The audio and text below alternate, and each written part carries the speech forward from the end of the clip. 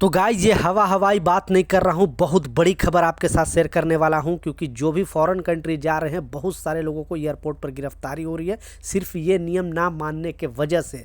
कुछ लोग बोलेंगे कि ये झूठ न्यूज़ है, फेक न्यूज़ है, लेकिन जब आपके साथ अगर ये प्रॉब्लम होगा तब एक्चुअली पता चलेगा कि रूल क्या है, नियम क्या है। तो बहुत बड़ी अपडेट आपके साथ शेयर करने वाला हूँ। दो इंपॉर्टेंट अपडेट है, दोनों अपडेट के ऊपर आपसे बात करने वाला हूँ। 2-3 मिनट का वीडियो है, लास्ट तक जरूर देखना ताकि आपको पूरी जानकारी मिले। तो चलिए स्टार्ट करता हूँ, बताता हूँ अपडेट के बारे में। तो पहला जो अपडेट है, क्योंकि फिलहाल के दिनों में देखा जा रहा है, और ये मैंने विदेश मंत्रालय खुद ये एडवाइजरी जारी किया है सारे लोगों को, जितने भी फॉरेन कंट्री में रहते हैं, हर जगह पे आप यूरोप के किसी कंट्री में रह रहे हो या फिर गल्फ़ के किसी भी कंट्री में रह रहे हो, ओमान, कतर, सऊदी, बहरीन, या फिर यूके रह रहे हो, यूएस रह रहे हो, कनाडा रह रहे हो, कहीं पर भी रह रहे हो, क्योंकि हर जगह पे भारतीय मतलब ज़्यादा मात्रा में वहाँ पे भारतीय रहते हैं। जो भी यूरोप कंट्री की बात किया या फिर गल्फ़ कंट्री की बात किया, तो विदेश मंत्रालय ने एडवाइजरी जारी किया सारे लोगों को और बताया है कि अगर आप वहाँ पे रहते हो तो आपको मालूम है कि हर जगह पे भारतीय एम्बेसी होती है। तो कोई भी आपको डॉक्यूमेंट से रिलेटेड प्रॉब्लम है, ठीक है, आपको कहीं जाने की ज़रूरत नहीं, कोई भी एडवाइजरी चाहिए, कुछ भी मुसीबत आपको हो गया तो आप जाकर एम्बेसी में संपर्क करें।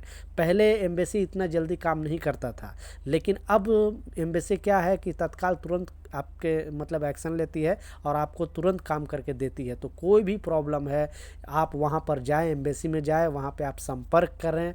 दूसरा जो सबसे इम्पोर्टेंट अपडेट है और बहुत बड़ी खबर है, कुछ लोगों को लगेगा कि ये झूठ न्यूज़ है, फेक न्यूज़ है, लेकिन फ़िलहाल के दिनों में देखा गया है जो फॉरेन कंट्री जाते हैं और उनसे इमिग्रेशन टीम या फिर जो वहाँ पे कस्टम ऑफिसर अगर कुछ भी सवाल करता है, क्योंकि ये लॉ में है, एयरपोर्ट अथॉरिटी ने भी बताया है, विदेश मंत्रालय ने भी बताया है, और ज़्यादातर जो नया जाते हैं, जो फर्स्ट टाइम जाते हैं, उनको जानकारी नहीं होती है और वो उल्लंघन कर बैठते हैं।